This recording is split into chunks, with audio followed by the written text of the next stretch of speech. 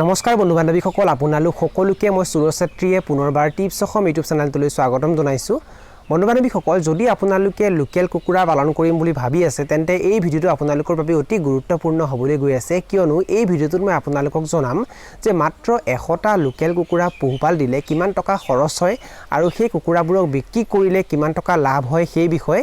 লগতে মই আপোনালোকক এইটোও জনাম যে লোকেল কুকুৰাবোৰক মাংস উৎপাদনৰ কাৰণে পোহপাল দিলে লাভ হয় নে কণী উৎপাদনৰ বাবে পোহপাল দিলে লাভ হয় সেই বিষয়ে এই ভিডিঅ'টো আপোনালোকে প্ৰথমৰ পৰা শেষলৈ ভালকৈ চাব।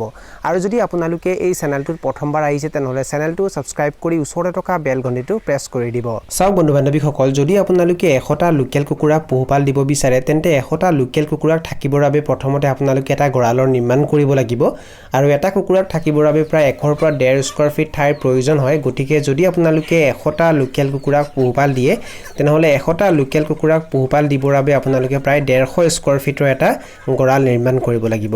আৰু এই গঁৰালটো যে আপোনালোকে বহুত টকা খৰচ কৰি নিৰ্মাণ কৰিব লাগিব তেনেকুৱা ধৰণৰ কথা নহয়। লোকেল কুকুৰাবোৰক আপোনালোকে একেবাৰে সাধাৰণভাৱে বাঁহেৰে নিৰ্মাণ কৰা গঁৰালটো ৰাখিব পাৰে। যদি আপোনালোকৰ লগত টকা বেছিকৈ আছে তেনেহ'লে আপোনালোকে বেছিকৈ টকা খৰচ কৰি গঁৰাল এটা নিৰ্মাণ কৰিব পাৰে। কিন্তু মই আপোনালোকক এইটোৱে পৰামৰ্শ দিম যে লোকেল কুকুৰাক থাকিবৰ কাৰণে সাধাৰণতে বহুত বেছি টকা খৰচ কৰি গঁৰাল নিৰ্মাণ কৰাৰ কোনো প্ৰয়োজন নাথাকে।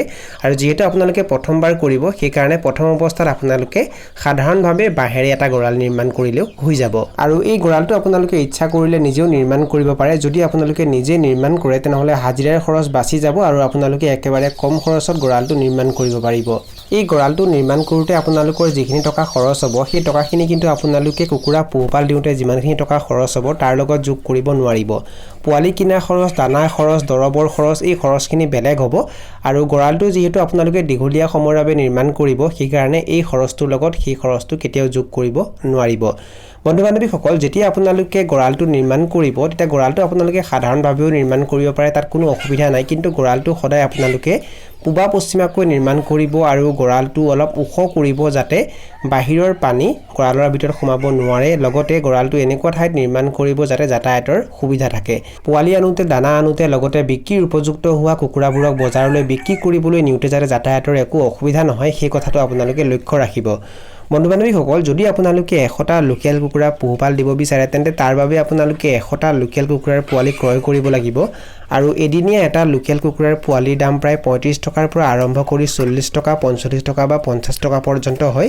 আৰু যদি আমি এদিনীয়া এটা লোকেল কুকুৰাৰ পোৱালিৰ দাম 45 টকাকৈ হিচাপ কৰোঁ তেন্তে 100টা পোৱালি কিনিলে আপোনালোকৰ কিমান টকা খৰচ হ'ব? 4,500 টকা।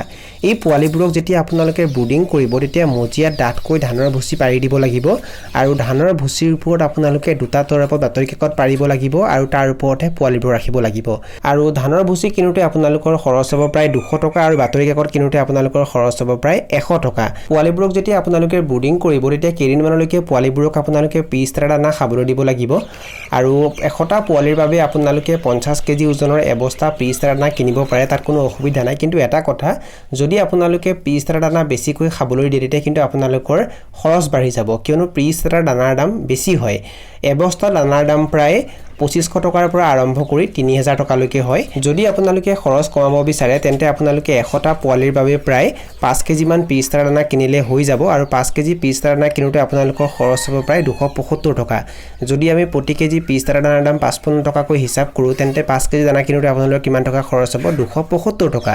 পিস্তাৰ দানা শেষ হোৱাৰ পাছৰ পৰা কুকুৰাবোৰক আপোনালোকে লোকেল কুকুৰাৰ বাবে যি স্টাৰ্টাৰ দানা আহে সেইটো খাবলৈ দিব পাৰে, তাৰ দাম অলপমান কম হয়। 100টা লোকেল কুকুৰাক যদি আপোনালোকে প্ৰায় 3.5 মাহলৈ পোহপাল দিয়ে তেনেহ'লে 100টা লোকেল কুকুৰাই প্ৰায় 350ৰ পৰা 355 কেজি দানা খাব। 5 কেজি আপোনালোকে পিস্তাৰ দানা খাবলৈ দিব আৰু 350 কেজি স্টাৰ্টাৰ দানা খাবলৈ দিব। আপোনালোকৰ দানা কিনোতে খৰচ হ'ব প্ৰায় 14,275 টকা। পিস্তাৰ দানা কিনোতে খৰচ হ'ব প্ৰায় 275 টকা আৰু 350 কেজি স্টাৰ্টাৰ দানা কিনোতে খৰচ হ'ব 14,000 টকা। সৰ্বমুঠ দানা কিনোতে আপোনালোকৰ খৰচ হ'ব প্ৰায় 14,275 টকা। কুকুৰাবোৰক আপোনালোকে ভেকচিনো দিব লাগিব, লগতে মাজে মাজে ভিটামিন, কেলচিয়াম আৰু এণ্টিবায়'টিকো দিব লাগিব।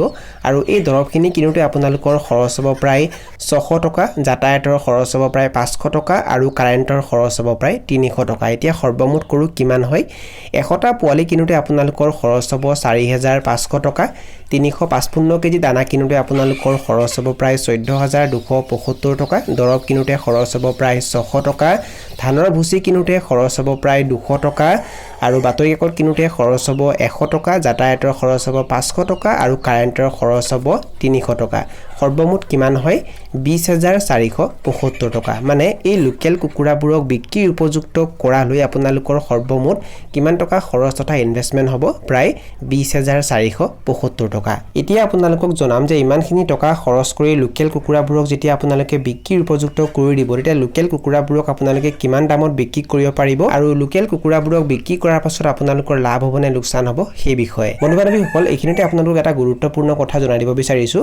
যদি আপোনালোকে কুকুৰা পালনৰ লগত জড়িত কিছু কথা মোৰ পৰা ফোন যোগে জানিব বিচাৰে তেনেহ'লে আপোনালোকে মোৰ লগত ফোনত কথা পাতি জানিব পাৰে। তাৰ বাবে আপোনালোকে পেইড কল কনচালটেশ্যন ল'ব লাগিব। আপোনালোকে প্ৰায় 500 টকা এটা পে'মেণ্ট কৰিব লাগিব। তাৰ পাছত কুকুৰা পালনৰ লগত জড়িত যিবোৰ কথা থাকে মোৰ অভিজ্ঞতাৰ ভিত্তিত আপোনালোকক মই জনাবলৈ চেষ্টা কৰিম। আৰু যদি আপোনালোকে পেইড কল কনচালটেশ্যন ল'ব বিচাৰে তেনেহ'লে মই ইনষ্টাগ্ৰামৰ লিংক ডেছক্ৰিপশ্যন বক্সত দি থৈছোঁ। সেই লিংকটো ক্লিক কৰি আপোনালোকে মোক ইনষ্টাগ্ৰামত মেছেজ দিব যে মই পেইড কল কনচালটেশ্যন ল'ব বিচাৰোঁ বুলি। তাৰ পাছত আমি ফোনত কথা পাতি ধুনীয়াকৈ কথাখিনি আলোচনা কৰিম।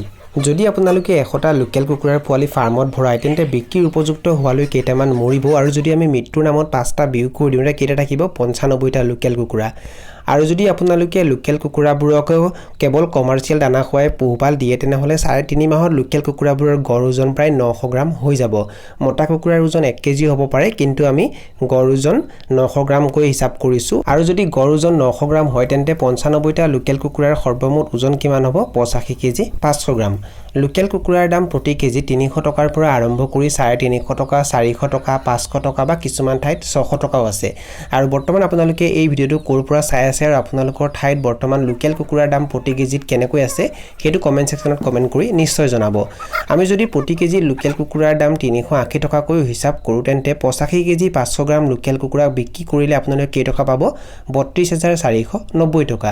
লোকেল কুকুৰাবোৰক পোহপাল দিওঁতে কিমান টকা খৰচ হ'ব 20,475 টকা।